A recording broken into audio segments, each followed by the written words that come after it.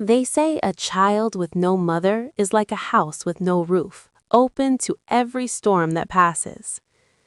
The morning they took Adeze away, the cockerel did not crow. The old woman in the compound noticed it. They looked at each other and said nothing, the way people do when they already know something is wrong, but no one wants to be the one to name it.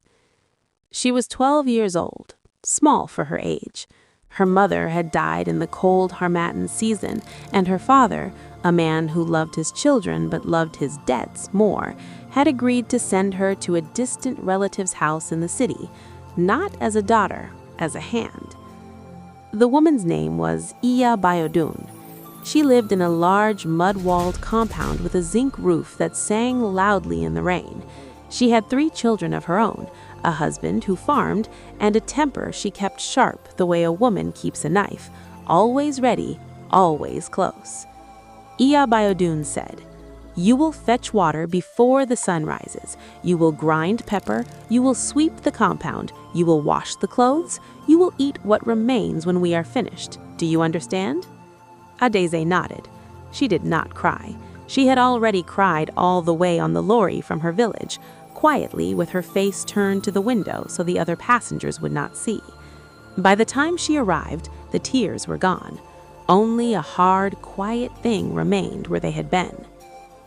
The months passed like stones dropping into a well, one after another, heavy, disappearing into darkness.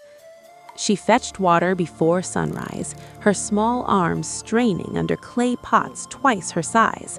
She swept while Iya Bayodun's children still slept. She ate the cold remains of meals she had cooked with her own hands. If she moved too slowly, there were words. If she broke something, there was worse than words. But the hardest part was not the work. The hardest part was the invisibility. She stood in the middle of that household every single day, and no one looked at her the way you look at a person. She had become part of the compound, like the water pot, like the broom.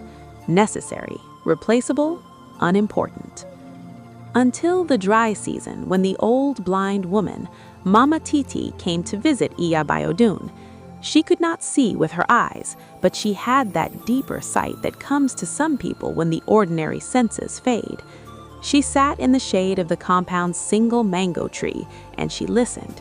And what she heard in the silences, in the way a child's footsteps hurry too fast, in the way a voice goes small and careful, told her everything. She reached out one morning and caught Adeze's wrist as the girl rushed past. "Come, sit with me, just for a moment. The water can wait."